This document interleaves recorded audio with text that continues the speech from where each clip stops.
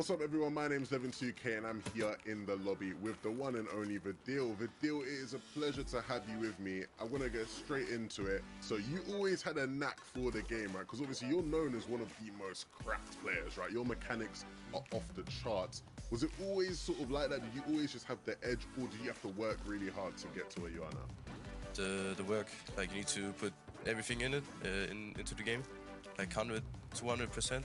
You obviously got the chance to play with Noah Riley and Reason for quite a long time, and many people consider you one of the most entertaining trios we've ever seen. What about that trio do you think made it work so well? Yeah, like we had the most fun together. That was like a big point, and we played every day together, and like from after school into the night, every day. This season you've been playing with Janice. Are you excited about your chances in FNCS with Janice? What do you think makes you guys a good duo? Like the first time I played with Janice, like every time I have an opportunity to get a refresh or something, like Janice follows me up and is like perfect matchup. We fit each other, so I think we have a good chance to win FNCS there if we get Uncon.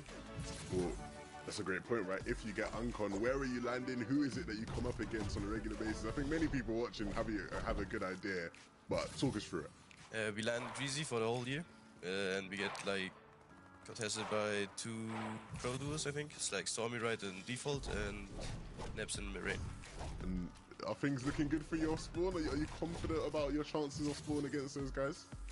Yeah, we get like the training from Canada, he's helping us, and then we win our spawn, yeah. Are there any duos who you look at and you sort of go, I don't want to mess with that duo, right? Who do you think is your biggest competition this season? I would say like Tyson and Chapix, 100%. Like I played a cup with Chapix together and he's like so good somehow. Together with Tyson, Tyson's the best player. Vidil, what is the #1 thing you still want to achieve in your career? Of course, you're not wrapping up anytime soon, hopefully, but is there anything else that you still really think, I need to do this in Fortnite? World Cup win and FTS. And hopefully this season is the season. We hope, yeah. Well, look, it's been an absolute pleasure having you in the lobby with me, Vidil. Thank you very much for joining. Can you let the people know where they can find you online? Varial on Twitch, YouTube. On Twitter, it's VarialFN. Be sure to go check him out, guys. Thank you very much for joining me. It's been Levin2k and Vidil in the lobby. See you guys all soon.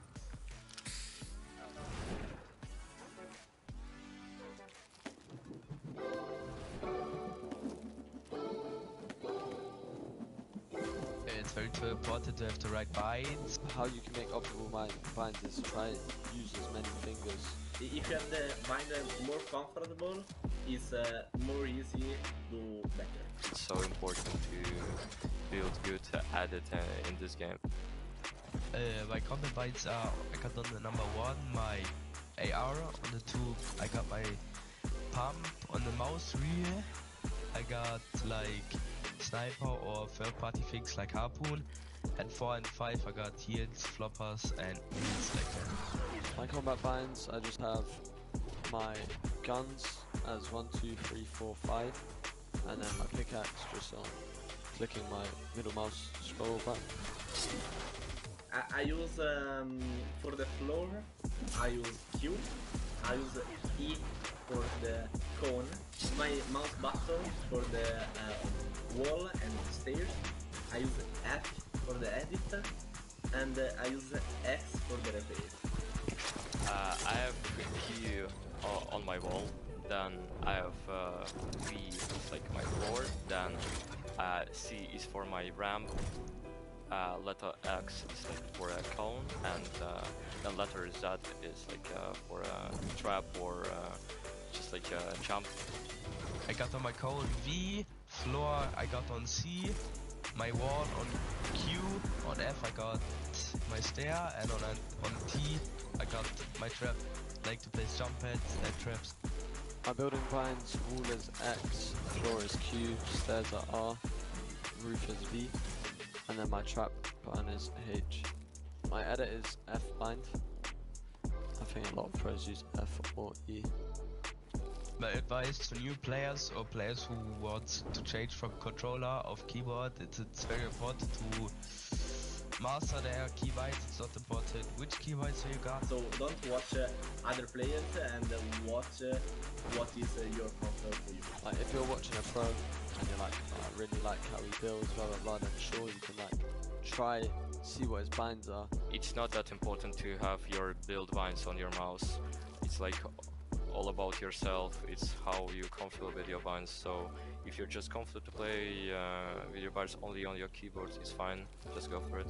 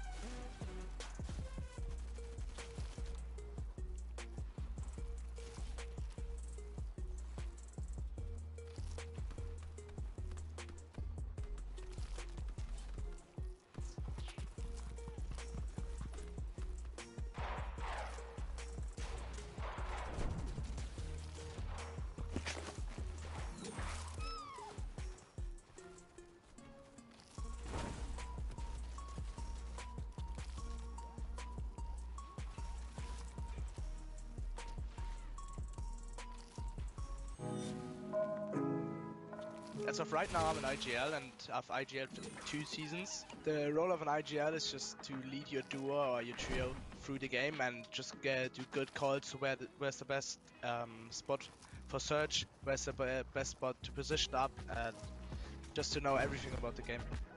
I think you should always try to get an IGL because there's barely any good IGLs in the world or in Europe, but there's so many fraggers. So if you're a good IGL, you will be picked by one of the best fraggers in the world, and it will do you much easier. You need to watch your games, you need to analyze them, and also you need to watch pro players to understand how to IGL, and like the best way is to analyze your mistakes. It doesn't really matter what loadout an IGL is carrying. He should just carry an AR and a pump, and just make sure that he's always there for his teammates, and can always drop them shields as well, obviously.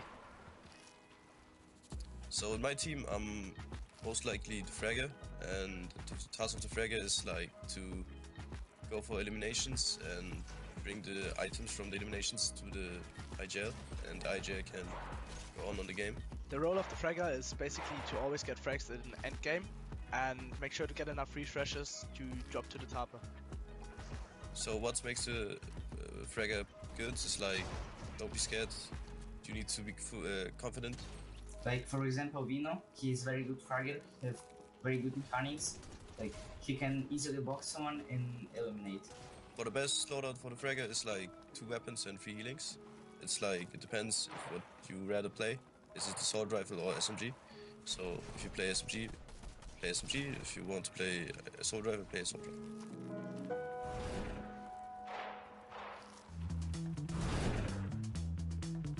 I think I'll be good at this because I know the map pretty well. I'm very confident to win because I know every single spot at the map. Yeah, I think I know the map, so I think it will be easy. I know very well the map.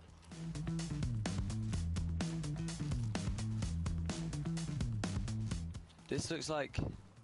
I think this is maybe a basement in Greasy. It's left from Reality Falls. Okay, 100% is Greasy Grow. I know this one. I think he's maybe in the new POI with the mushroom. Oh, Greasy Groove! Crazy Groove, what? Oh my god. Yes, let's go. Oh my, let's go.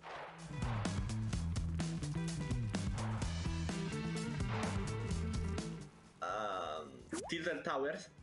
Ah, I know where it is. It's Tilted Towers. I think it's Tilted Towers, if I'm not wrong. I don't know, fully. I'm just gonna say tilted. Nah, I'm just too good. I wasn't like sure 100%. I was 100% sure, like, Tilted got destroyed.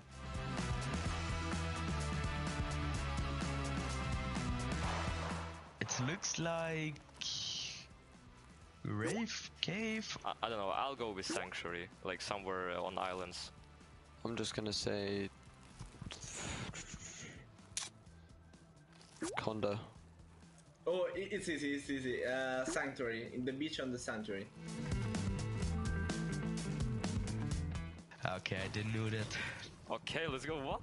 How am I doing this? No, I knew it was somewhere near the islands, man.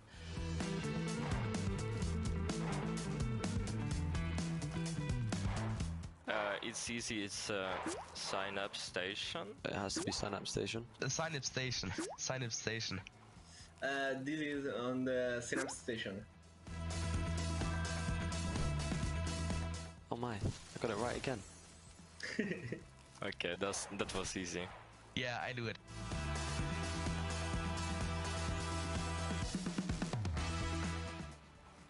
Maybe it's Logjam.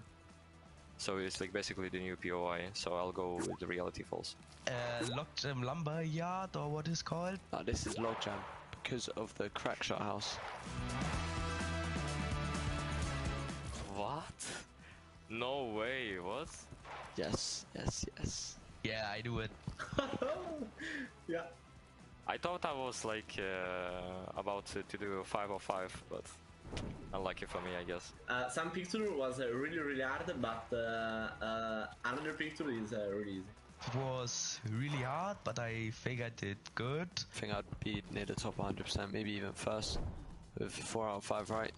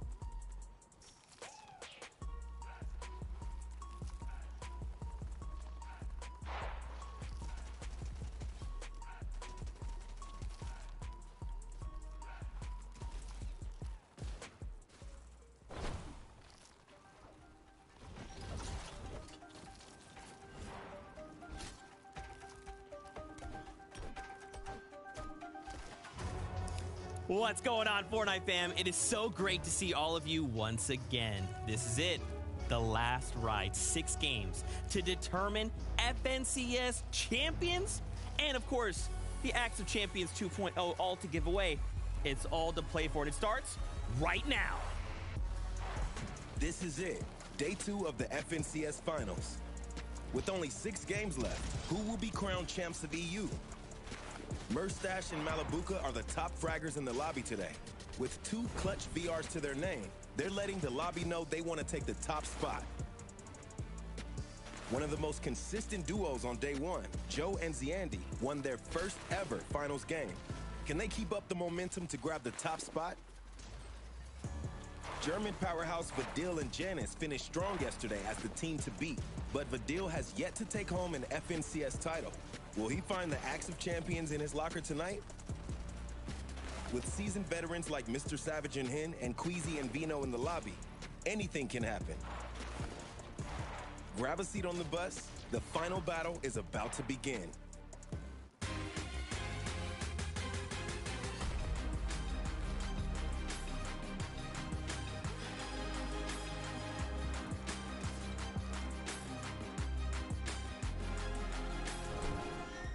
I cannot contain my levels of excitement right now because after 6 games, we'll have new champions. There's a lot I want to break down, of course, with you, but we need some help. It's your favorite analyst. You've seen him all season long. Come on out. The best taco and... Hello. I'm also here. Found him. We found him. I see. It's finals time. It is. That's a good time. I'm glad you gave me a good laugh. I'm in a great spirit. I hope you guys are as well. But this is it, Reese. I mean, we saw the games coming out of yesterday. Today, though, we're just ratcheting up that pressure just a whole nother level. Yeah, of course, the scenes are kind of set now already. So we've seen 6 fantastic games yesterday. Carrying on from that today, like second day is always so exciting. Yeah, when you set the standard to that level of play, I can only imagine what this final day of FNCS is actually going to be consisting of. Oh my gosh, I'm telling you, you should be extremely excited. If you watched the games yesterday, you thought, man, those games are crazy and exciting. Today, we're going up to 11. But for now, why don't we go on over with Reese and Taco, break some stuff down. Of course, we got to look at our format stages, what we're actually doing here today. Qualifiers already done. 15 teams made it here. Semi-finals, 35 teams made it here then. So we're obviously in the finals where all the money is to play for.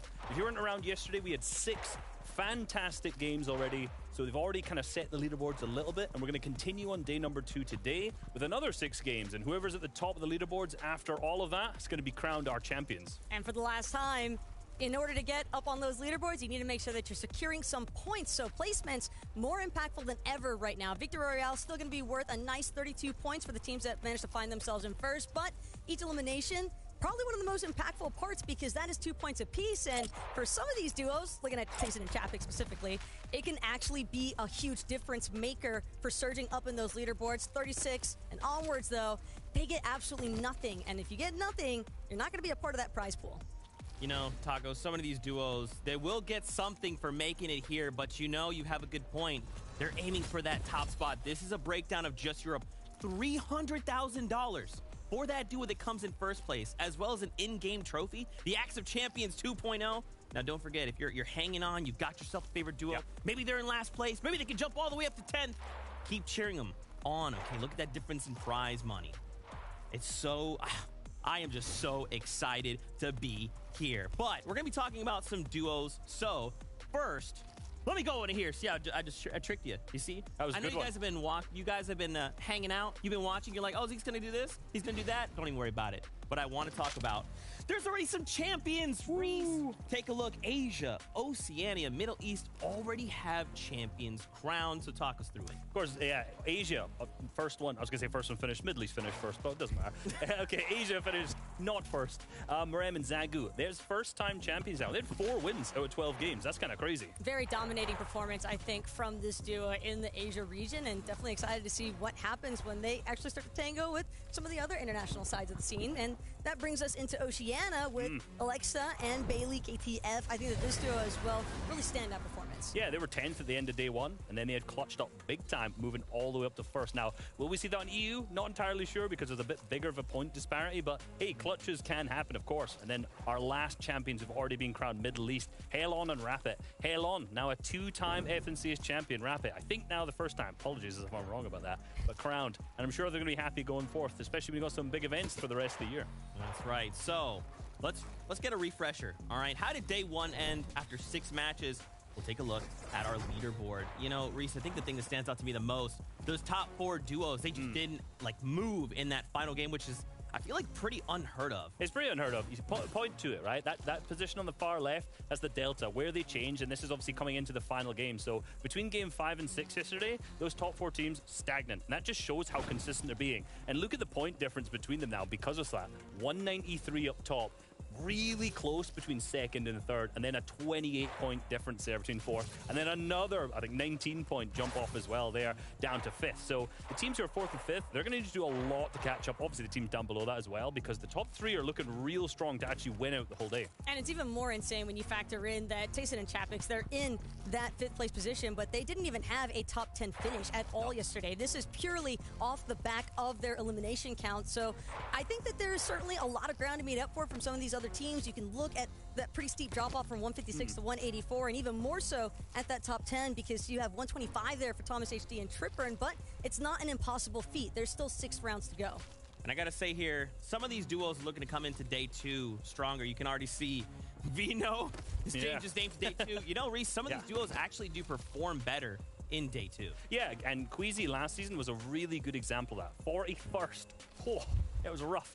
41st day number 1, and they clutched all the way up to 8th place overall on day number 2. So, you know, we're looking at this end of day number 1 leaderboard, and big changes can happen upcoming into day number 2, because those teams, they have that day to practice. They look in the boards. They can figure out exactly what's gone wrong. It's always nice to have that overnight analysis point, for sure. But not only that, and kind of enunciating on that point for pressure there, Zeke, I think that some of these duos, they kind of thrive in that environment. They need that added element to make sure that there's really the hugest stakes possible, and I don't think it gets more impactful than this.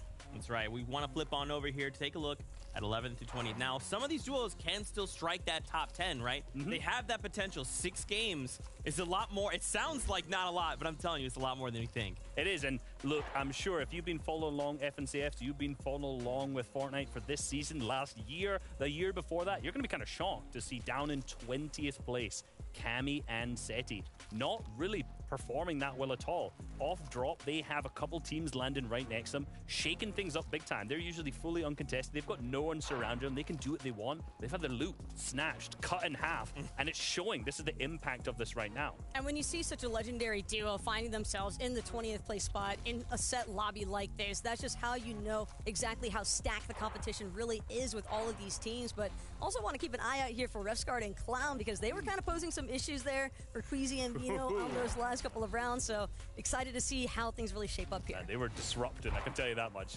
That's right. We'll keep the conversation going. There's still so much more that we want to talk about, but first, you saw them in 3rd place. Let me introduce you to one of these duos. It's in the lobby with Malibu.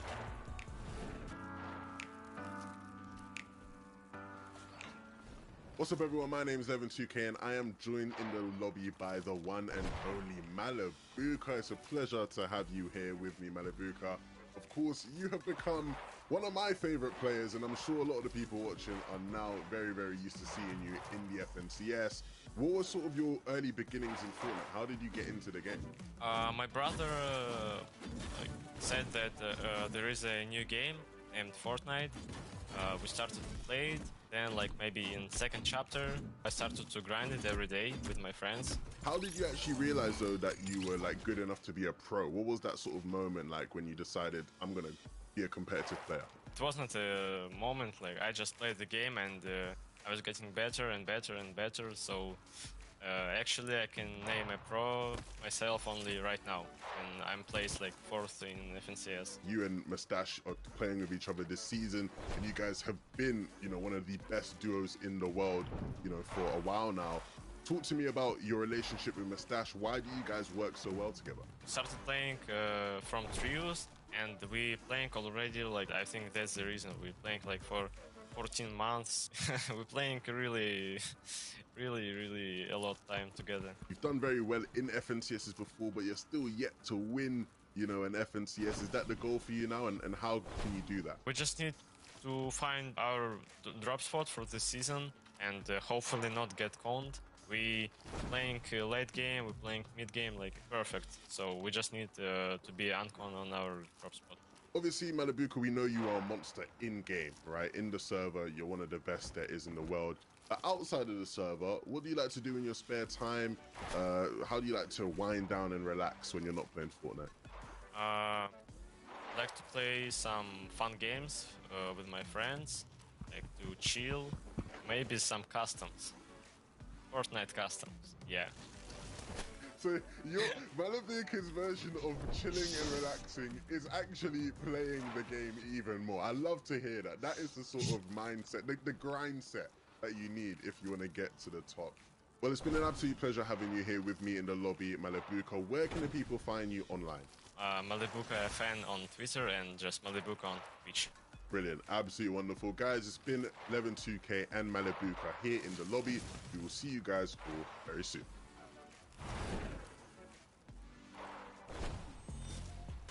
I'll always be appreciative to the players for just taking that little bit of time to hang out with us so we can get to know you. And of course, all of you at home can get to know them as well. And now we shift our attention back to the duos we'll be seeing compete today. This is a look at our first 25 and where they qualified from. But we have to start right there at the top in first place. It's Vadil, it's Janice. The duo that it doesn't matter what RNG throws their way. They just take that RNG, they make it what they want. Absolutely. I've been so impressed with these guys this season. I didn't put them up in my top 5 of predictions, but I put them in my top 10. And Vadil right now has impressed me so much. Through DreamHack doing super well there.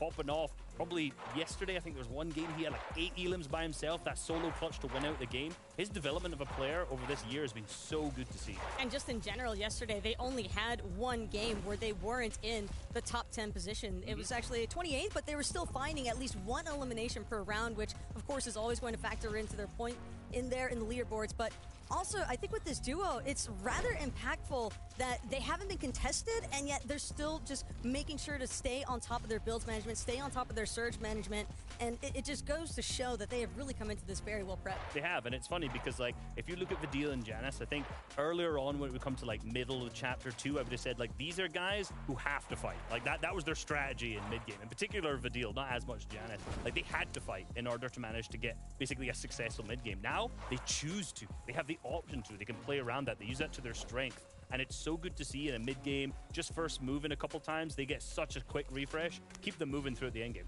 That's right. We want to talk about the next duo. Currently sitting in second place, it's Joe and Ziani. And I feel like, man, this duo just doesn't get enough recognition. They don't, and they should, because they are currently second, very close behind first, and have put on an absolute performance for the entire of this season so far. 3 games. Where have they placed? Second. 3 seconds. And where are they now? In second. My favorite part about this duo, though, at least from yesterday, I mean, aside from the absolutely insane clutch that we saw coming out of Z-Andy throughout one of those rounds, but it was more particularly the fact that Z-Andy, he's literally his own highlight reel. He's either making the highlight or being the highlight, but it's all in good fun because I think more importantly, if this duo can just smooth out some of those small details that were occurring to them in the late game circumstances. They were finding themselves ending in that second place position because, again, 3 rounds in second place is massive, especially when you factor in that they're playing against 49 of the other best duos that EU has to offer. Absolutely, and in all honesty, I think they should be first right now. If you look at the way they've played, those 3 seconds that they've had, 2 of those were kind of chokes to win the games, which is obviously a big bump up in points as well. So it's like they know it. They do know it as well. So like the leaderboard for these guys is so close. And I think when you look at them in comparison, like Vidil and Janison first, the consistency they've had through all their matches, I think we're going to go a head-to-head battle, game after game after game here. Dude, I'm hoping to see that. Oh, I'm trying to contain my excitement. Probably not now that I've said that, though. Just breathe. Well, we've cast or cursed them. Another duo to 3-way, Vico and Jackson. I feel like for me, I've heard these names a lot, and now to kind of see them showing up here in the finals, like, that's a really good feeling for them. Yeah, and if you pay attention the last couple of seasons, you'll have seen these guys. They're the grinders. They've been putting in tons of work, and it's so good to see them perform in finals like they did in Chapter 3 Season 1. I think they were 7th, 8th, around that position. This season, not look so hot, right? And now seeming to all come together when it matters. And you have to bring it back to the fact that, again, it was day 3 semis where we saw this duo manage to barely squeak on by because of the Kebab Boys finding that Victor Royale to actually push them up in the leaderboards. But here, they are the leaderboards. They are making sure to find the consistency where it matters most. But there are some instances where I do think we can still see a lot of that late game potential actually come to fruition here. So Vico and Jackson, certainly a duo to keep an eye out for. I mean, they struggle off spawn a little bit because Hen and Savage are in their vicinity. So depending where the bus path goes, I saw one game, I think it was game number 2, where Jackson got beamed out of the sky by Savage. Didn't even land, so there's nothing he can do there. So that's a rough game. Other ones, the ones that are being successful, a game where they've won, which was game 1, and game 5 were the game 4. So the 2 good games they've had, they essentially took a bunch of mid-game fights where they had, I think, in, somewhere like 4th zone, I think they had like 4 elims or something like that. So they're set up so good. So I'm kind of looking for that trend with them now. Take some mid-game fights because they know they can win them. They're strong fighters. Keep themselves moving throughout the end game. Yeah, one last duo to talk about, man. Pink and Anas, veterans of the competitive scene, currently holding strong. I mean, Pink yesterday was just insane, man, putting up some of the craziest clutches we've ever seen. He's an IGL, and he's out here fragging. He's got a background in it. He's got a background in fragging, so he's got a little bit of a course in it already, so you can show in that skills. And we'll see the clip in a second, but game number 2, that is probably one of the best solo clutches we've seen in a long time. In particular, if it ends up being relevant, right? If they end up winning the entire FNCS, plays like this are why. It's just incredible, though, that one-man army that Pink has kind of showcased himself to be after yesterday's performance. And also, I find it really important to note that we did see a lot of those zones kind of pulling more towards that east end. You have to keep in mind that these guys are dropping in the Joneses, and the fact that they're not even trying to take advantage of the other duos that are in that south side. They could be looking for the third-party opportunity. They only did that once in the 6th round, and it didn't really make a difference for them. They were just finding this. They're finding their elims where they needed to throughout the mid-game, throughout the late game, and just the control of positioning and the cool, calm collectedness that we saw from them kind of showcases the real experience that we've been waiting to see from them. Yeah, and I think during the qualifiers, they pushed down that way a lot. And as the kind of FNCS progressed, they've just stopped doing it. So like, we don't need grapple gloves. We don't need to fight you guys. We're good enough. Yeah, we just know what we need to do to go ahead and lock up an FNCS title. No big deal. Let's talk about some of the head-to-head matchups. Come with me, my friends, on over to the screen. So, we like to kind of talk about this contested, uncontested, right? Contested beans, you got someone else landing at your drop spot. How do we handle these things? Let's talk about Tayson versus X Squeeze. Yesterday, we kind of discussed how we felt it would go, but Reese, did it go the way we anticipated? No, I mean, I had X Squeeze set up to be a little bit closer on this. I would probably say personally 50-50, giving it and Tayson a little bit. Historically, we saw in the Cash Cup this week that X Squeeze was winning more spawn, but Tayson and Chappies have come in prepared 5-1.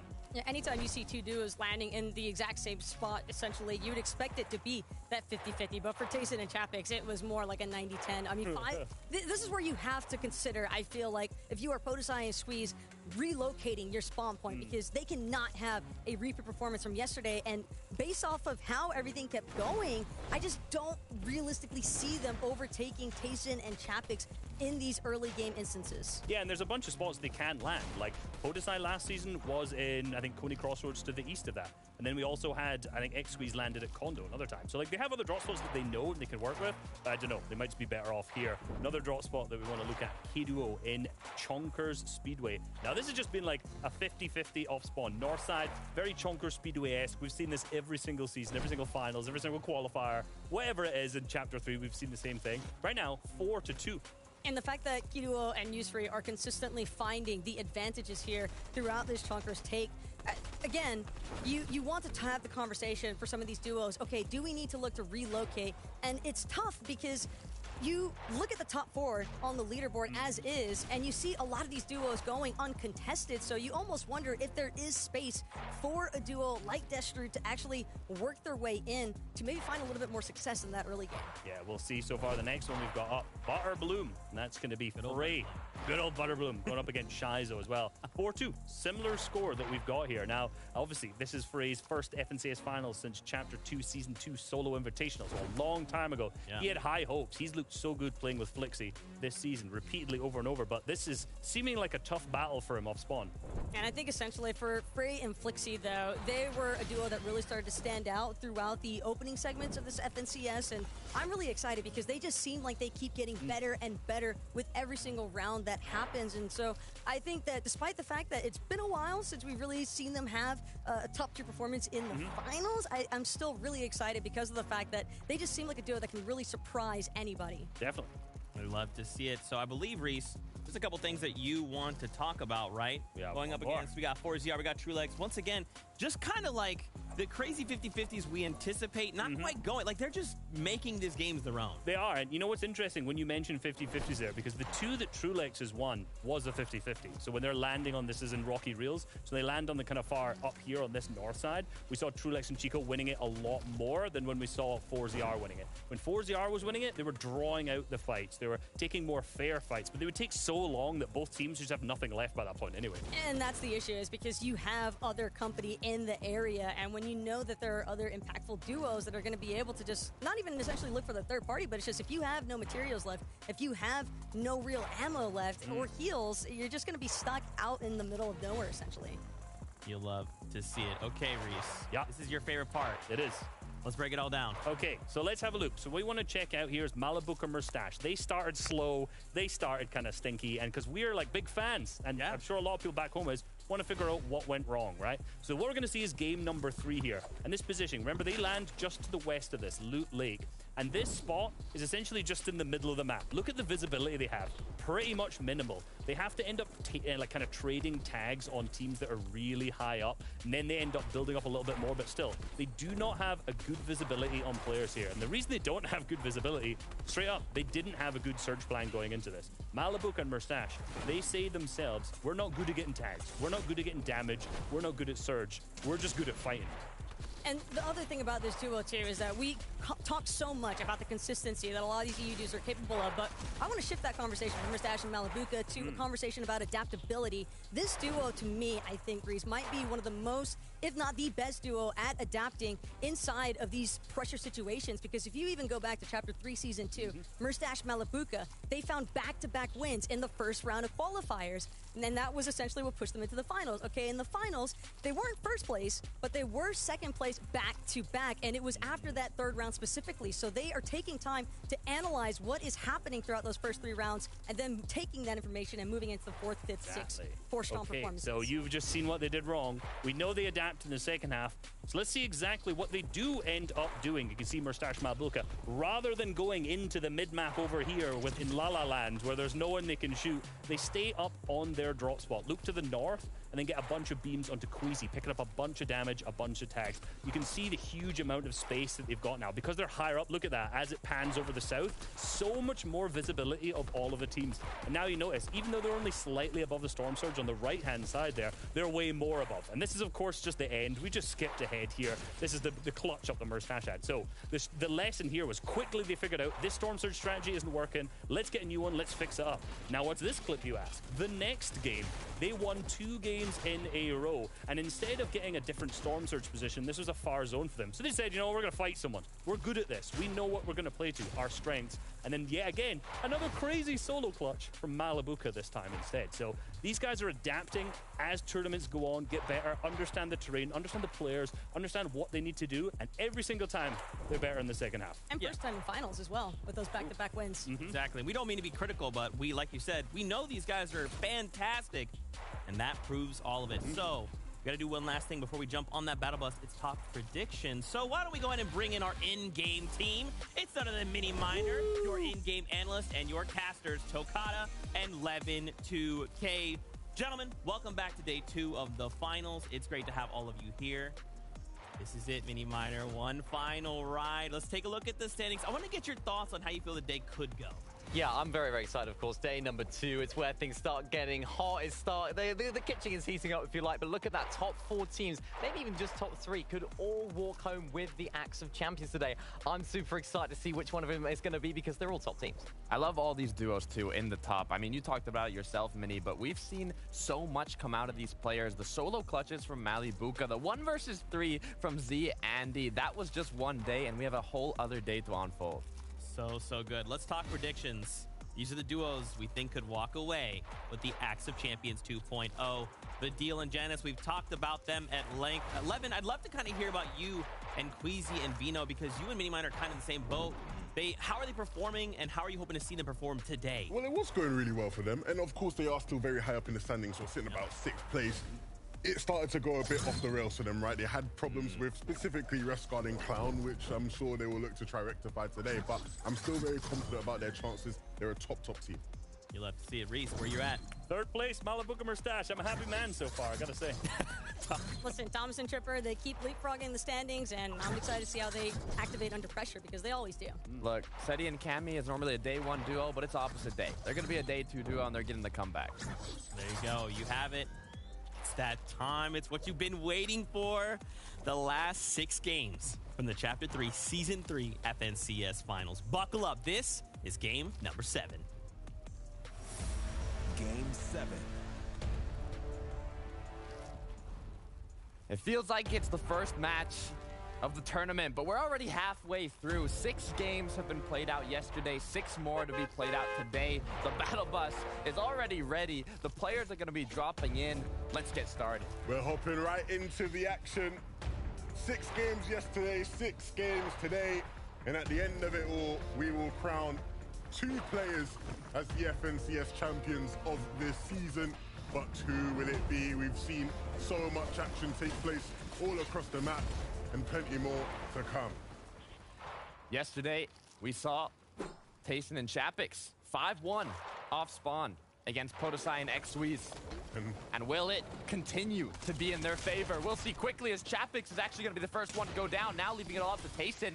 He has to come out on top in the 1 versus 2 here if he wants to continue exerting the dominance. But no, the 3rd party comes through. Podosai and Xwiz bump up that number to 5-2. That is so rough for Tayson. He tried to go through the front of the building, come back round, and try and engage in a 1v2. But Malibuka and Mustache from across the pond were taking shots. They cracked his shields, and it just made it that much easier for Podosai to finish him off. Not the start that those 2 would have wanted. We also have another duo that changed up their drop spots a little bit. We have Porchara here, which is getting contested at this gas station, and this is originally part of Seti and Cammy's loop path. So now with these 2 duos, Annie QB, Porchara Cherry, taking this engagement here, it kind of blocked off that loot from Seti and Cammy. So now I'm curious to see how these 2 players handle this engagement. Oh, if you're looking at what's on the screen, it's not going too well for either team, you'd say. For Cherry, if you can get Porchara back up, that will go a long, long ways. And if you're QB, you want to stop that, but only a matter of seconds left, and now both players are up. And so I pretty much expect QB to go down at some point here, not working with much by way of shields or materials. Oh. So eventually, you're seeing a couple shots connecting. Will Cherry just look to build up now and finish off the deal? He could reach it with even his just 2 builds. Yep, he'll eventually go up now. He's not there. Where did he go? He disappeared. It's a ghost. This is in Cherry's favor, though. We can see from the 100 shield, 100 HP he's got, and his opponent not having much at all. Also, with his duo partner, Porchara, getting brought back up. All they really have to do is play together here. He could even take the 1 versus 1. But it's always safer if you have your partner, and there it is. Another Elam on the board, and they've taken over gas station in game number 7. This is obviously going to be something that we see a lot of today in terms of those two teams fighting. Of course, like you alluded to earlier, Sakata, the big question will be how that affects City and Cammy in their pursuit of a comeback. A lot of loot limited for them. Force and Shizo over here towards Butterbana contesting Frey and Flixie. And look, Frey and Flixie, Frey specifically was getting incredibly emotional on socials after day one because he's not accustomed to being contested here. And even though he has a savior in Chico and Trulet's taken out his competitors, the Serbians will very much be looking to take them out as well. So Frey and Flixie still have plenty to do if they want to stay alive. Only half full. Want to get out of here on a full stomach. But maybe with those two eliminations, they'll think it's enough for now as Trulex continues to look around his surroundings, find some minis, a little bit of extra shield. It does seem to be the only shield they have as he dropped it to Chicho. And they've decided that they're happy with that elimination. They're going to make themselves present elsewhere. It's interesting, though, to see, right? Because if you're Shizo and Force, obviously, they weren't landing here for the majority of the season. They decided to contest for the FNCS. You know, at what point do you decide maybe it's not worth it? We see teams contesting each other all around the map. And typically, right, the goal in mind is, look, if we win this spot, there is a lot to benefit from it. A lot of people would argue, even if you do win the off-spawn battle at Butterbarn, is it that much worth it, considering how much you have to put in and invest in via time, materials, resources, whatever it is? We'll see, because at the moment, there aren't really any winners from that off-spawn battle. I mean, that's a good point. You also have POIs like the Rave Cave, which is the opposite of Butterbarn, right? There's so much loot there that you have sometimes more than 3 duos dropping there, 4 or even 5 duos contesting that single POI. So with the change in loot and the options and opportunities you get from your drop spot, sometimes it can be worth it to have that spot contested. But you have to be the duo that puts in enough preparation and work to come out on top. And another duo that's been contested, Yusri Kiduo, down in Chonkers Speedway. Already have 1 elim on the board, but they want to make it 2. Gets the edits, gets the piece, and gets the shots. Kiduo, that was clean. Kiduo and Yusri have been top-notch here at the Chonkers. They've made it look easy. And another example of a team that wasn't initially going to be landing here. Oh, Vanyak, of course, sleeping there. Good night. Good night to Vanyak. Queasy and Vino, you talked about this yesterday, Levin. They love this hill by Shifty Shafts. And we have not just Vino, it's Vino day 2, right? Clearly activating a whole new level, which is a scary sight for the rest of the lobby, right? Vino upping it a level, but I think the key for them will be trying to make up for the mistakes towards the end of day 1. They started off really hot. They were literally in first place at a certain point. And then they started to lose a couple fights in the mid against Restguard and Clown. Literally 2 back-to-back games where those two engaged on each other. And it led to Queasy and Vino falling in the standings. Can they start to rise back up? It's definitely going to be hard with some of the teams they're going to be facing, but never out of the realms of possibility for those two. It's always possible in Fortnite. As we look at a #1 duo, Janice and Vidil currently rotating from Greasy Grove, now closer to the Reality Falls. This is a spot on the map that is contested. Vortex High Chris, Fakey Fremont, they've been having a party there throughout all this FNCS, even the qualifiers. But for Janice and Vidil, having their spot uncontested just allows them to rotate out that much quicker and look for options. For Jill and Janice, I think the big advantage they have sitting in first place is that their game plan is so set in stone. They have that clarity, they have that understanding, and there's not really going to be much that you can expect to change that would divert them from that. And so with that being said, you could argue, okay, so Levin, does that mean they just win everything easy? Is it done? Should we just end here because they're going to win? Not necessarily, but the TVs are definitely setting up for them to hold on to their lead. Looking back over at the Rave Cave, though. 2 duos going head-to-head, almost reaching the clouds. They're so high up currently. Sandgill Loki, this duo's first FNCS finals, going against ADN and Hardfind. A difficult matchup. But from how this engagement looks, with so many builds already placed, so low on materials for both duos, it seems like it's lasted a while and it's gotten to that point. where it might not be too worth it to continue on, as Hardfind almost slipped twice now. It's okay, Hardfind, you can do it. There you go. As now they continue to look around for more angles. Yeah, this battle here in the Rave Cave is one that can get really messy at times. Of course, that's the nature of off-spawn battles, though, as a whole. And so, to sort of dissect and break down some of the things we've seen off-spawn, we're going to bring in the one and only Mini Miner. Mini, talk to us. What's going down off-spawn? Cammy and Seti. Now, we know their loot path has sort of been cut in half. We see Perchawa and Chari, of course, fighting against Tricked and QB. We can see that going on. And what I like about Cammy, you can see the loot. It's not that great. You know, he hasn't got the best loot anymore because all of that loot, or half of that loot, has been taken. You can see him trying to take as many shots as possible. But what I really like here is they actually disengage. They think, no, we're not going to take that free surge. We're going to prioritize positioning. And you can see right now, Cammy sat up on top of the hill just outside of Tilted Towers, building a huge base, and then actually giving that assault rifle to Seti, who's then able to get as many tags as he possibly can, putting them in a prime position to hopefully find a little bit more success. Thank you so much, Mini. It really shows what these top-tier duos have done beforehand. They've made the preparation for if anything goes wrong regarding their drop spot, their early game, their mid game, their rotates. They always have a plan B. They always have something that they can do. So hopefully it's going to be enough to make a little bit of a comeback, as they did start off today a bit low. But for ADN and Hardfind, they found what they were looking for, the opportunity, the opening in that engagement, and it turned out in their favor. We have a quick little update on them, which is nice. I think the big thing is, once you do finish off your fight, it's about having that peace of mind, right? Knowing we've got this over and done with, we can now go about our game. And of course, the damage that you deal obviously helps with Surge quite a bit as well. You see Cammy's set up in a base there, looking to deal some damage for Surge. Trippin and Thomas, though, a team on the rise, right? They didn't have the hottest of starts, had a couple problems off spawn. We saw this team splintered apart in many instances across the 6 games yesterday. And a lot of that was down to just sort of the off-spawn adventures of Rave Cave, as you'd call them.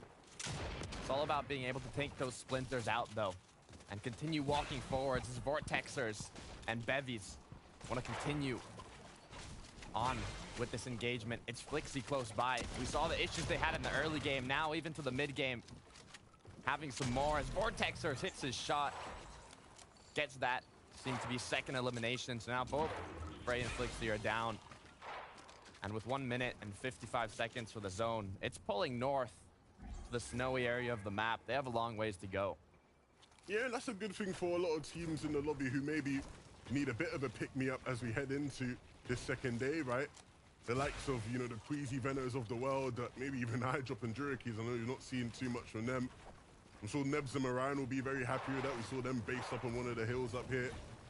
There are a lot of teams who certainly will be happy to start the day off with a North Zone. But it's all good and well getting a favorable zone. It's about capitalizing off of that, making sure you actually take up the good positions there. Vico and Jackson have showed us that they have an understanding of good positions and they have an understanding of just how to make it to end games consistently and then popping off in them. They started off the day so hot yesterday. Can they repeat that again here? 39 above Surge isn't comfortable, but as long as they're moving towards zone, there will be plenty of players around them that they can take shots at. It's like a drop spot. You can get it uncontested, but if you aren't able to capitalize on having the uncontested drop spot by maximizing your loot path and preparing for your rotations ahead of time, you don't take the full advantage of it. But it looks like for Pablo and Swag, they have taken advantage of this as they put themselves in a nice position to get some shots. However, if it was higher up on the hill, they would have vision from the teams rotating in on the congested side. But for Belusi and Haijo, they've done exactly that. And hopefully, this could be the key from going from 126 below to above. But with only 20 seconds left until the zone closes and Storm Surge starts ticking, this duo, they're getting more and more stressed. The big thing for this team is that we know when they make it to end games, the power they hold, they can pop off. We've seen them have so many top moments in those finishing moment for the game. Okay, Ziandi, back to business for him. Picking up Reason, but no O'Reilly responds well. Jodo will have to clean through. And he won't even be able to. That's our second place team down. Noah Riley with 2 huge shots. And that's going to be very disruptive for the standings. We started off the day in a 3-horse race, but with Joe and Ziandi going down, it could slowly turn into a 2-horse one. It looked like that was Joe and Ziandi's battle. But Noah picked them off one by one, taking them out, sending them on the battle bus back to the lobby. But for Seti and Cammy, although they've had some of the loot taken away, they have made it this far in the match already. But for Belusi and Hijo, we saw what issues they had earlier. They haven't been able to fix them. 206 below Storm Surge. They need to do something. Yeah, they desperately need somebody to make themselves available to be shot, because they will not be able to out-heal this. No, Riley and Reason are actually behind them in the zone, and so if they don't block their backs, they might actually just get taken out really swiftly.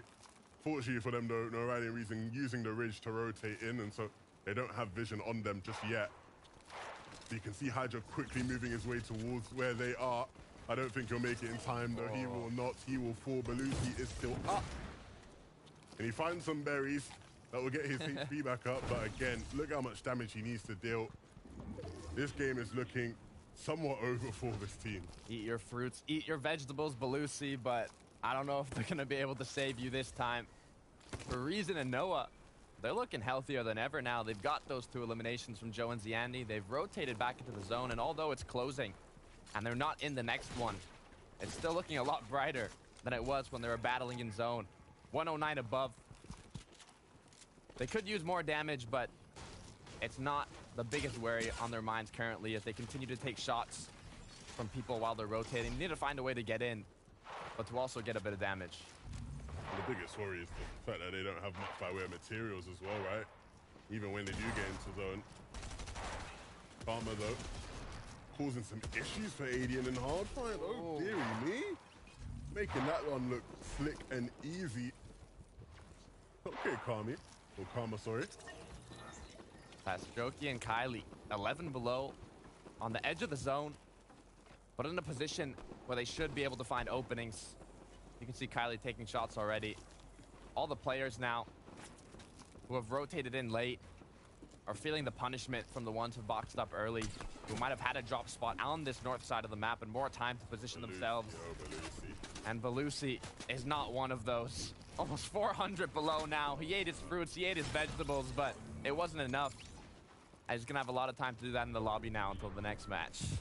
Easy pickings for the lobby, unfortunately, is what Belusi became. And if they continue to struggle with Surge today, their positioning on the leaderboard will quickly fall. So it's going to be about making sure that does not happen moving forward. Malabuka and Mustache, what's going to happen for them? We know the trials and tribulations they seem to face in competition, starting off slowly, figuring things out after game 3. But they don't want to be doing that today, right? They just want to be on a roll from game 7 onwards. Look, if they're able to get the Victory Royale starting today in game 7, that's technically, I mean, it is a back-to-back-to-back. They already got the back-to-back. But if they can start off today strong, they can make it 3. This could be history in Fortnite competitive, but for Rajeel and Janice, looks like they've been able to make it in the zone with a lot of material still for 4th zone. Good shield to recuperate what they lost. For a first place duo, this is a sight you like to see. Yeah, they're playing this well so far. Obviously, they'll be hoping for a favorable call on that 5th zone, but if that does come through, this is setting up to be another game where they can start to increase their lead. Of course, we know Joe and Ziandi, who were in 2nd, have fallen. And even though Mustache and Malabuka aren't too far behind, a good game from Janice and Vidil will go a long, long way. For Hen and Mrs. Savage, they've got a long ways to go to get to zone, and a long ways to go to improve their position on the standings. But is that something you believe they can do, Takara? I believe in this duo. They don't have to do a sprint here. They have a marathon to go to make it into the zone. But with the rotate I see here, a quick slide could be enough. Jerky and iDrop, though, they've spotted them. And once one duo spots you, you start building, start panicking. More duos look. It's going to use up more materials, but they should be able to make it in here. pretty quick, pretty calmly, go on top of the builds. And even if they get in, they'll be on the corner of the zone. So they'll have that chance to pull the 5th zone, the half in, half out, and be in a good position.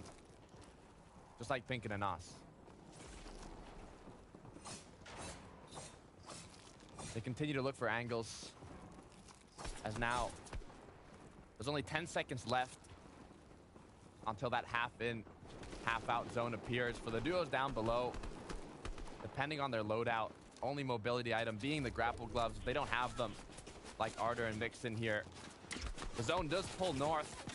A majority of duos being on the south, having rotated from the congested side of zone, now have a long rotate to go. And especially seeing that the north side of this zone has high elevation, the duo's already boxed up. They're going to be taking free picks at these people that have to rotate still. We got a replay here. Some limbs coming through potentially from Hellfire and Flois. That's exactly what's happening here. Look at this. Walls being taken. Aware and JJ2 being wiped out. Hellfire starting off the day with the hot hand. Queasy and Vino now. There's a duo I'd love to see pop off in day 2. Even Vino's feeling the excitement. You mentioned it earlier. Vino day 2, hopefully going to be stronger than day 1 to get that top finish. They do have 0 elims so far, but the 200 above.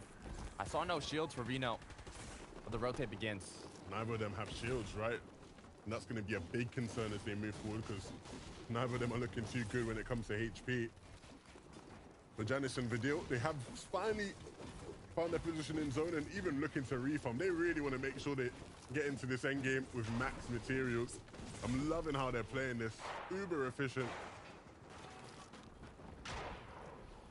I'd make a bet that they have the most materials out of any duo this match, just from what I've seen.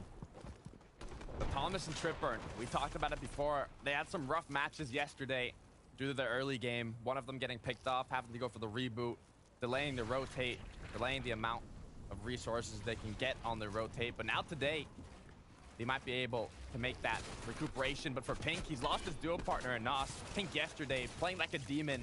Hopefully he's still awake, as he's gonna have to make something happen here if he wants to secure a good amount of points. Can he carry that form of yesterday into today? You'd certainly hope so. One of the best playmakers in Fortnite right now, even while leading his team. But as a solo, there is nobody to lead other than himself. He must go into this with the confidence and the courage to make plays happen still. For Kiduo and Yusri, all the confidence in the world when you sit above the lobby like this. They hold high ground, but can they continue to hold high ground? We saw the success from this duo in the early game. Hopefully they can do the same in the late one, as now the rotates begin. 6th zone, first moving, pulling completely east, looking at Vino now. His duo partner, Queasy, cracked. No shields to work with, recuperating slowly but surely. A nice pick. Could be crucial here to get that Siphon 50 shield, 50 HP, but Malibuka down to only 1 HP. He's a tick away from going down. Murstache as well, no shield to work with. The pressure is on and the rotates have to continue. They need to be careful, because going down now would be catastrophic. It would be just what Janice and Vidil need to move and create a gap in the leaderboard. Malibuka and Murstache must survive, and that's exactly what they're looking to do, but they need to be careful. Up above the Queasy and Vino, they want to get back involved in things. They want to take height, but it's going to be a much more difficult thing to do when you have Kiduo and Yusri up above. They are forced down, but for how much longer? 9 builds for Vino. Queasy sure to have a similar amount. They do not have the resources needed to maintain that high ground, neither the shields. They need to find a refresh here, take an engagement that permits them to recuperate what they've lost. But for Thomas HD Tripburn, they have materials, they have shield, they have the loot needed to continue going strong in this match, and it looks like Murstache and Malibuka, they're on the same page. Murstache and Malibuka finally regaining a bit of peace and serenity, but they are running low on resources. They will have to start connecting with shots soon, but we know how prominent they are as fighters. For everybody else in the lobby, similar goals in mind. We're seeing so many of these players so low, so scuffed. Flois isn't working with much by way of HP or materials. Ken doesn't even have a teammate anymore, but he does have a grapple glove, and he is staying above, and he's barely staying alive. There's players on the other side of this wall. Does he know that? It's Malibuka who's falling. He's connecting with shots, but it's not enough to pick up an limb. 169 effective HP. He has what he needs, but he doesn't have the materials. He gets the crack onto Merstash, but he wants the full elimination as now he breaks in, gets into the box, but he's just one build away from connecting. He does. Merstash goes down. Now 3 for Hen, but he's looking for more. Vico now trying to pick some up himself, and he will. High Chris gets taken out, and there's another player who he needs to be aware of. It's actually Jackson, who's now back in his box. They are together as one, and what can they do with 2 shotguns out? One of them will fall. It is Vico, but Jackson is there to recover. Jackson alone now. It's all up to him. All the weight on his shoulders, but for Trippert and Thomas, they have that weight split in 2. The duo is up, the chemistry is there, and they're looking to continue forwards, but on the high ground, it's still Kiduo, it's still Yusri. We still have the Titans, Janice and Vidil up. There's so much potential in this match. And still in first place, Janice and Vidil. They remain together. They are looking strong, and they're looking up for height. They want to realize their opportunity. They know they can win this game. Not the most in terms of materials, but much more than some of their competitors. You're seeing the scuffed ones out here in the zone. It's Roban. He's trying his best to stay alive, but Janice and Vidil have a real opportunity on their hands here. Taking the shots, hits the first one. It's not enough for a crack, though. We still have some players in the zone with the med mist, but for Janice and Vidil, they have to think of this zone. It looks like it has pulled back, though. They don't have that difficult change in elevation, but it goes straight down. This is actually super beneficial for the high ground duo, but Janice and Vidil now cleaning up down below. The players that don't have the loot, they go down. It's super beneficial for them. They get to pick up all of the elims. Janice is the only name in the feed right now. They have gone off. It's now a 2v2 between the first place team and Kido and Yushu, who've done so well up to this point, but can they match the power levels of the German giants? Janice and Vidil, it's up to what their next game plan is. Do they have the materials to take that 2 versus 2? It doesn't look like it. Vidil with 5 builds, Janice probably with only 6. They don't have the materials. They have to take the trades, the shots, and find that opening onto a player on the high ground to give them that effective HP advantage. It's all about hitting your shots here. The burst assault rifles aren't making it easy for them to chop things down, and so it gives Yusri and Kido the time to pick their shots wisely. It now might just come down to this. The wood is going to be the ultimate factor. They know they can pick it down, and that's what they will do. Kido will fall, but Vidil will connect, and so now Yusri has to do something, but he can't. He is no match. Vidil is that guy. Janice is there with him as well. These 2 are electric. Janice and Vidil are on fire, not just today, but coming from yesterday in the first place spot to securing the first victory royale of day 2, game number 7. This duo is looking strong. And still in first place, this duo. What a way to start the day and let all your competitors know exactly how you mean to finish. We started in day 1, we want to finish in day 1, and a brilliant last couple shots here as well to win the game. They kept their cool, they kept their nerve, and they are rewarded for it. The victory hour of game number 7 goes to Vidil and Janet. Kiduo and his duo partner played it on height, secured an incredible amount of placement points. They almost had it uncontested from the amount of pressure they were putting on the duos down below. With the zone they got, both duos in the late game there, they're going to be happy. Yeah, look at Kiduo and Yushi. They came from all the way at Chonka's literally at the bottom of the map as far as they could possibly go. They still had a phenomenal game. And so to see how that moves them up in the standings, we're going to send it to Zeke, Taco, and Reese. Thank you guys so much. So, game 1 of the day, 7 overall of 12. Janice and Vidil. They start day 1, or rather game 1 of the day in first place. They end still holding that spot, Reese. So we kind of talked about this yesterday, that this is a duo that, like, it doesn't matter what circumstances they get put in, right? Materials, weapons, things they don't have, doesn't matter. They still come out and win. And that's what's actually really impressive. Remember, they're in Greasy Grove, southwest of the map. This is a full north zone, max distance for them. And when they were in the 5th zone there, they had almost capped materials. They somehow did what teams who drop in this location can't do, and that is manage your materials up until that 5th zone. And the best part about it for Giannis and Vidil is that they are actually the only duo out of that top 5 that actually stayed inside of the top 10 placements for round number 7 here, because everybody else, I believe Merstash and Malabuka, they came in just at 11th, but Tayson and Chapix, all these other duos, Joe and Ziandi, they fell relatively early on, so this is going to be a really nice stat pad for Giannis and Vidil on the leaderboard. Yeah, pretty much just them being the only ones in moving zone, but look at that, actually. Wow. 237 for them up in first. That is so insane, man. What a lead to develop here in the first game of day number 2, but we have to kind of turn our attention to everybody else, right? Merge Stash and Malabuka, this shark in the water, right? That's kind of not that far behind. If Adil and Janice aren't careful, man, they're ready and they will strike. It's a bit of a shame to see Joe and Ziandi drop so far that game as well. We saw a little bit of a 1v2 from Noah Rayleigh, I think it was, which is unfortunate. But Vico and Jackson there. Now, they started yesterday off really strong. Victory Royale in for them. And starting this day off good as well. If they keep this kind of performance up here, I think we're going to start to see them soar up into a top 5 consistently. But this is the kind of potential that I think everybody knows Vico and Jackson are capable of. That's why it was so surprising to see this duo struggling as heavily as they were throughout semis. And so now that they found their opportunity to be here in the finals, they are making the full use of it. They have not really seemed to in the leaderboards, and I don't think they're planning on letting go anytime soon. I bet this is like the best a team who's come last in the semi-finals has ever done in the finals. Wow. That's a guess. I'll see the stats later on. I'll come back and I'll tell you what it's like later on. That's a pretty good guess. Yeah, it's a good guess. That's a pretty good one. We keep moving down the leaderboard. I mean, look, like you said, Vico Jackson moving up to 4 places there. Tripper and Thomas HD as well, kind of putting in work. You know, the difficulty for the second day of competition is you get that time of reset, and you have to come back in and say, okay, yesterday doesn't matter. We need to kind of pop off today. Yeah, exactly. And that's a perfect example of that. Did Tripper and Thomas HD, and it didn't work out that well for them in a couple of those games. However, they've totally caught it back up. That's right. You love to see it. Okay, Reese, you got another thing you want to break down for the viewers at home?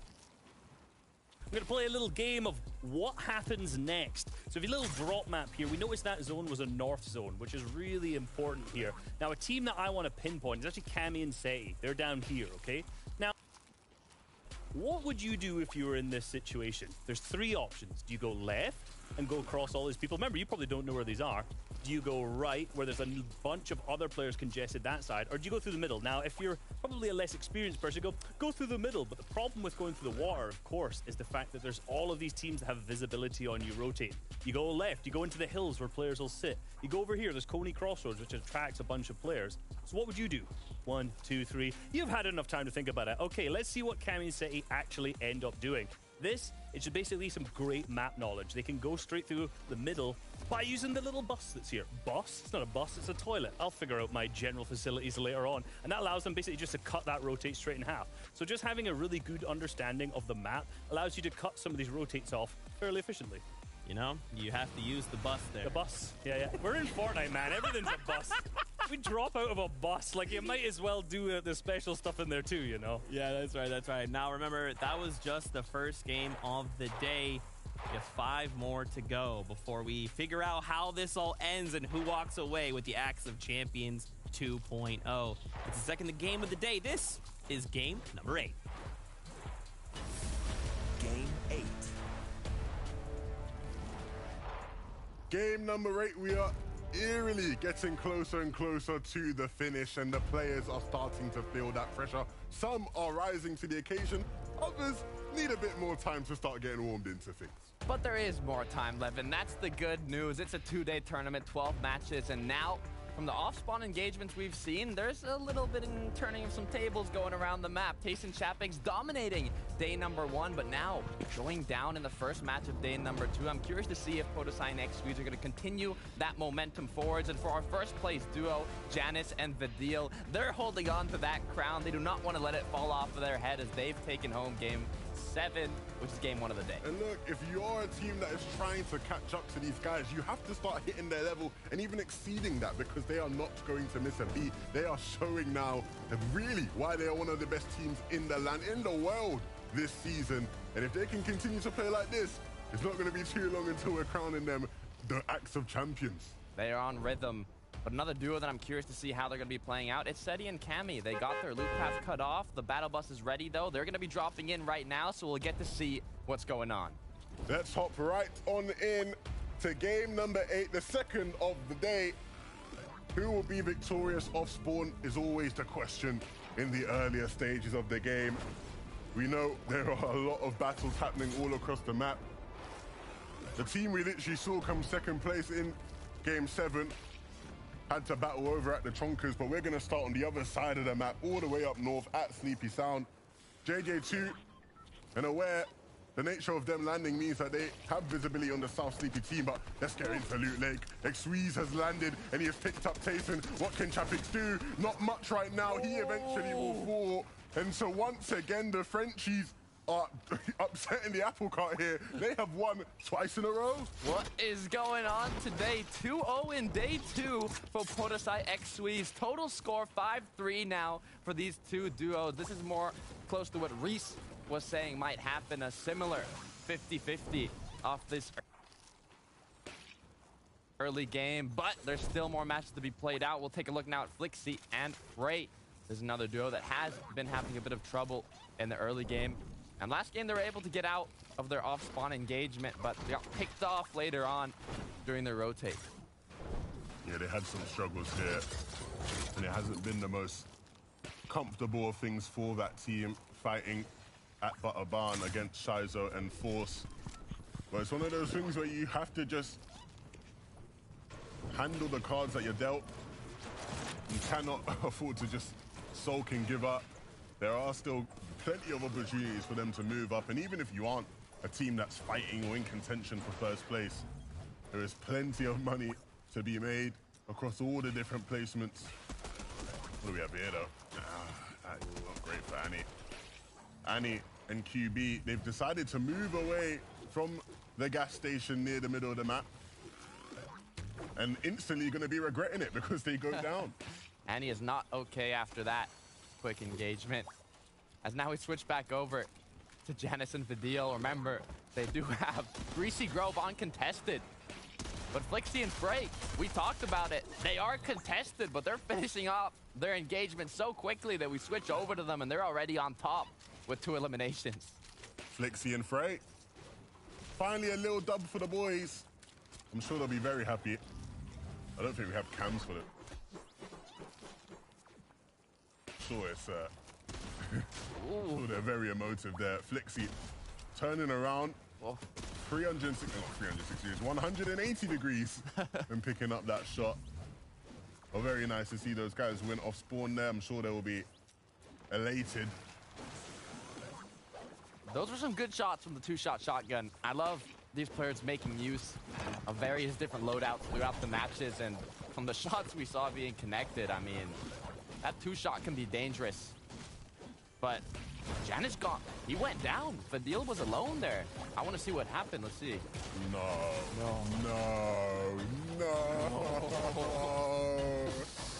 You hate. Destru and Skydune of this lobby, of this story. Because if Vidil is not able to get Janice back up, this could get real awkward. That is just the way. You hate that though, man. That's crucial. It's great if you're the team doing it. You know, hiding. You catch somebody out. You know, some poor sucker somewhere in a building, wherever they are. It's the best feeling. But if you are the poor sucker, then it's not great at all. It isn't. But we'll see whether Destru and Skydu now decide to, because they know he's a solo. That would, really take some courage. I mean, that's the important part of preparing ahead of time. Destru and Skydune, they know which duos are dropping in their surroundings, and if they see on the feed that one of them goes down, it opens up opportunity. Well, you have to remember, this was a team that was landing towards the Chonkers. They weren't landing here previously, and so they've moved, and that move's gone well for them. We'll see, though, because they do have a top team just around the corner from them. Yandy and Joe have decided to get involved in the action. Yandy very much aware of their position, and it looks like they're lining up a 3-2-1 that Skydune and Destru just have no idea about. Will they take the shots, though, is the question. It's all about the timing, making sure you're on sync, on the same beat as your duo partner, so you can do the most amount of damage as quickly as possible.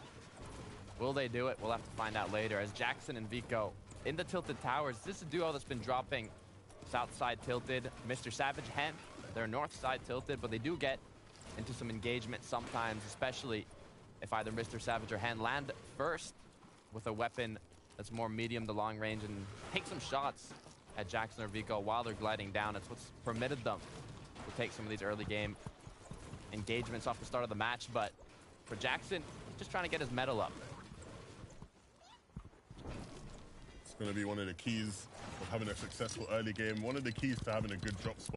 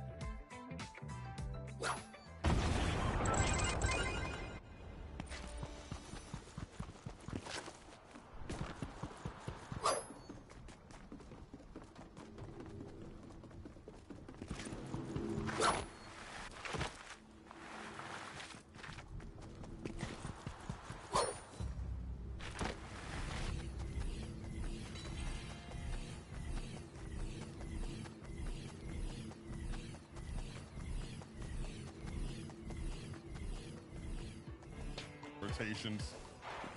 It's going to be the key to whether they're successful or not. It's what you have to do to stay at the top and maintain acts of champions like Vino has on him.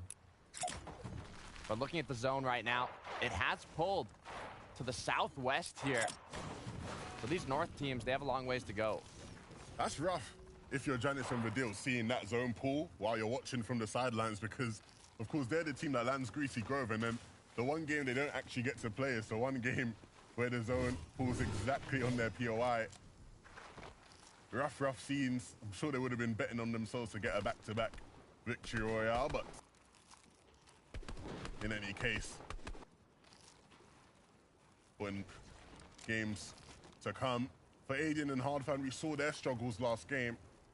Will it be more of the same? Vanyak just on the map, but actually in the standings as well. 25th and 27th right by each other.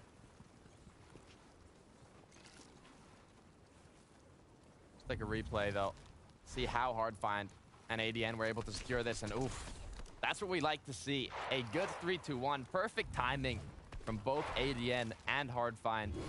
Able to pick up the upper hand in their engagement and continue pushing if that's what they want to do. But for Seti and Cammy, Mini Miner talked about this in the last match. They're all about positioning early and finding those tags on that ridge by Tilted Towers, that hill.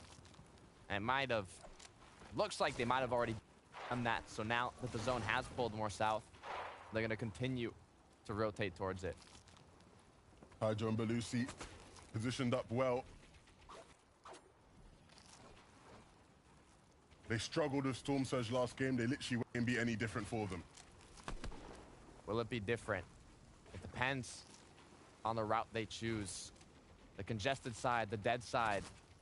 But I know that Mini Miner, he has some info from Joe and Ziandi regarding the dead side.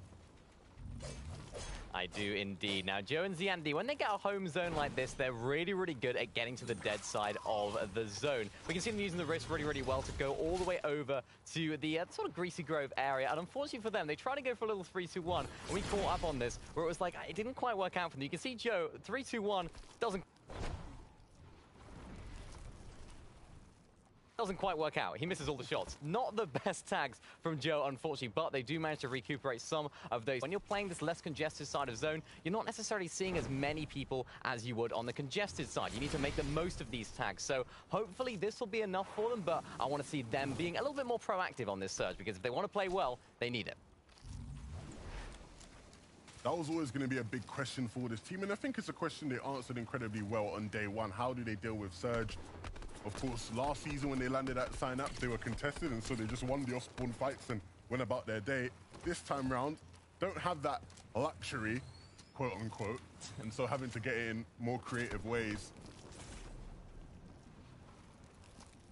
But for Mariah Nebs here, Gripey, Cheatin, Podosai, JJ2 aware, all these duos right now on the lower end of the leaderboard, they're looking to make a comeback, looking to get a bigger piece of the pie in this day 2. We will have our crown champions of Chapter 3, Season 3 FNCS. But who will it be is the big question.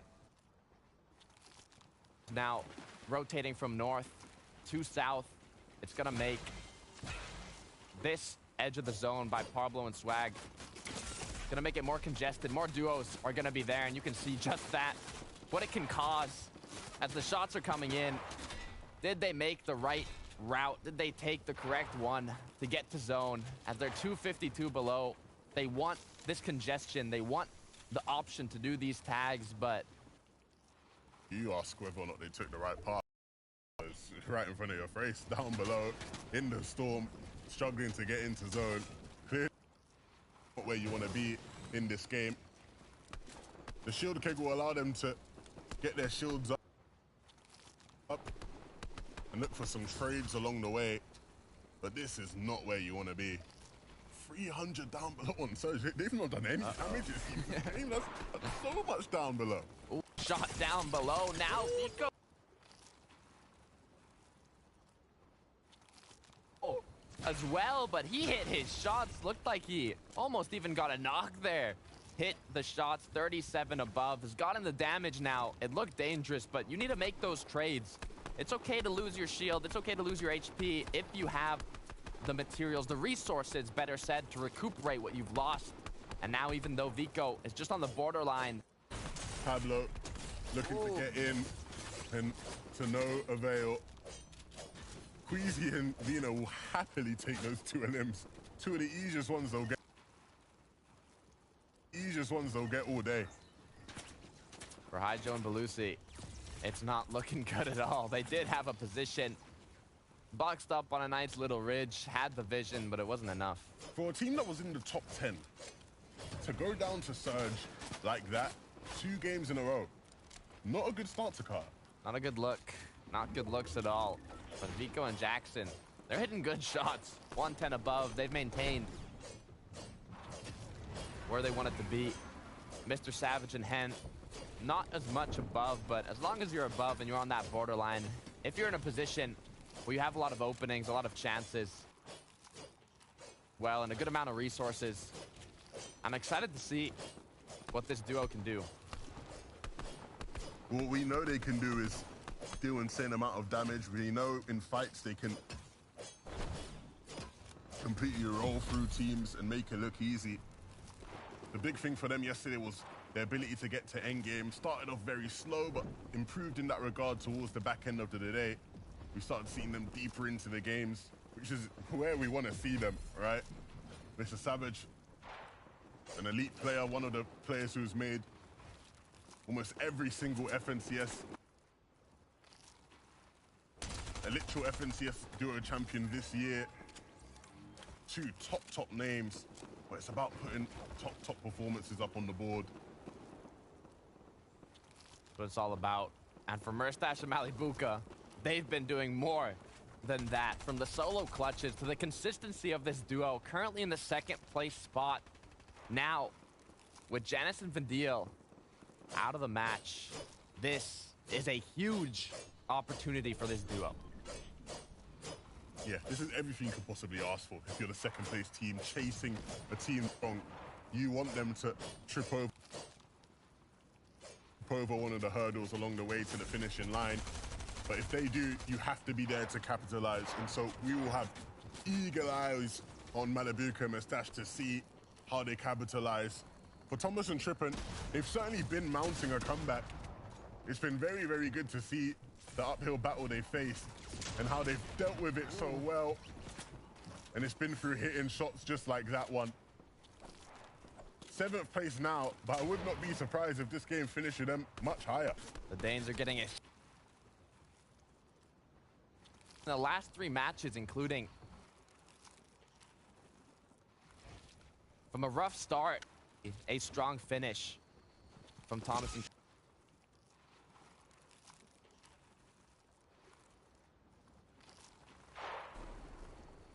the light is shining bright for this duo.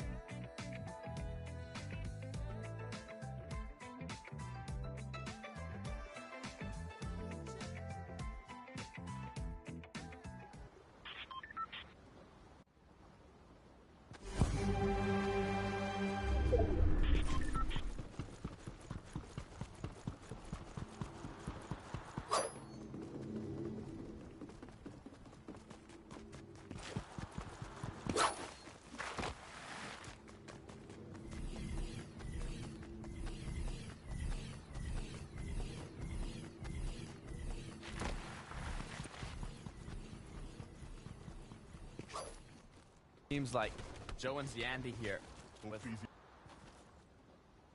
Oh, you can see the quickness.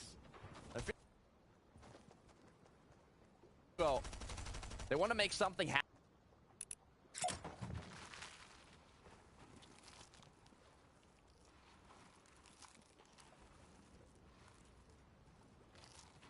Staying up top. And get a bunch of limbs along the way. We've seen them trying to take it so many different times and struggling to hold on with it, be running out of mats, maybe lacking a bit of concentration and having it taken from them. Regardless of what it is, it can't happen again. This has to be the game for them. There won't be many people too eager to take it off of them. For Kylie and for Strokey, we saw them have a really nice... They almost were able to win out the whole thing, come in second place.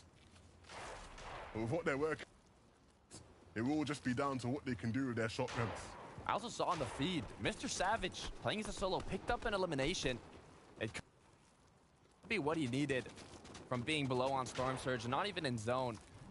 We can continue that momentum forwards, but for DKS, the Siptos, they're looking great as well. Armored Walls, Matt's loot, but Hellfire on the contrary. Although he did get that elimination onto default, Flois, his duo partner has gone down. The rotate has to come through. He has the grapple glove, he has the Armored Walls, but he has to use all of his materials, his loot, to withstand the shots coming through as he's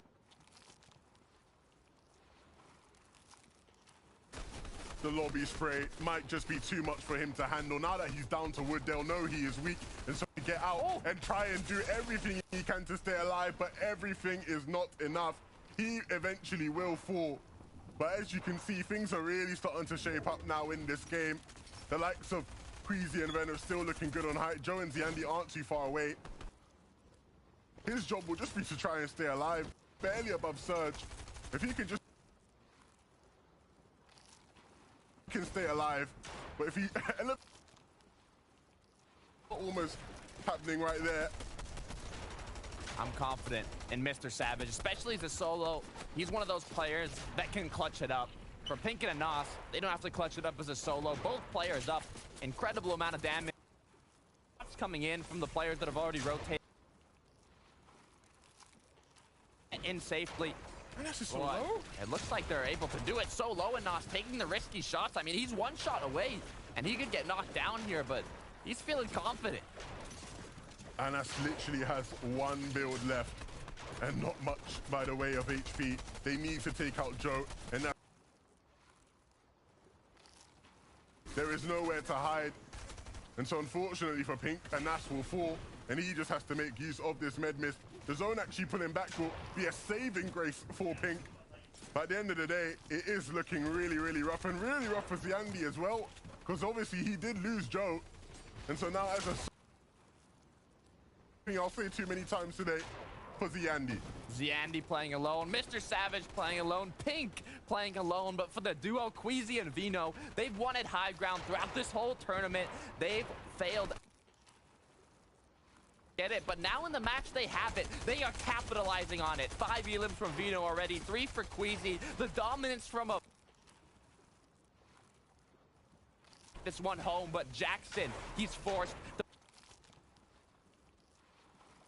to find the correct entry back in. Just a hop, skip, and a jump away from getting into the zone, and once he gets there, it is just about staying alive.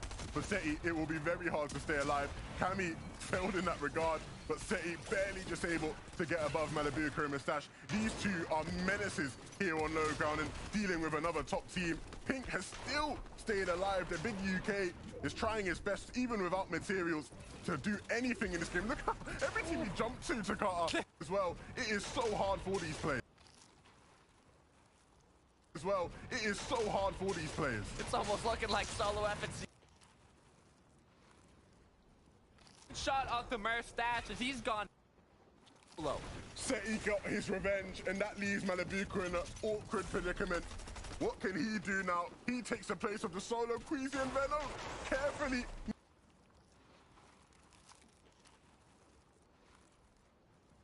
Need to hold on to high ground because is there, and if he's not careful, he might go down. He doesn't have many builds. He needs to rely on Queasy to build for him, and eventually the supply kit will come through. The med mist and the extra mats will just keep him afloat. The danger is on little tiny bits of materials to work with, but down below in the dirt, Sky Dune, Destru, they're hungry and they're looking to feast. They have 5 elims already. They want some more. The issue is no materials. That leaves Noah Riley and Reason here with the upper hand below, but they have to be careful as there still is that duo. Sky Dune and Destru need to be careful because there is 2 very angry Germans in front of them. On our screen, Queasy though is ready and waiting to close things out, and he does it in style. Queasy and Nations for Queasy and Vino. They wanted that high ground and lies on it. They have been waiting to have a game like this, and they took their chance so well. They almost lost high ground.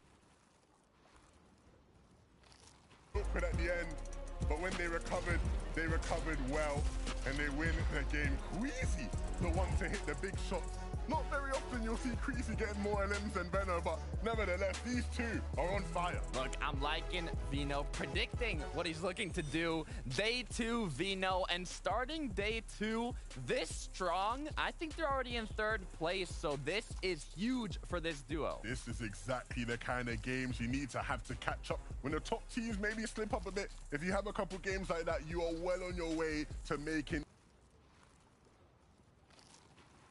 at the top to break down all the standings so we have the best of the best. It's the Gentlemen, thank you so much.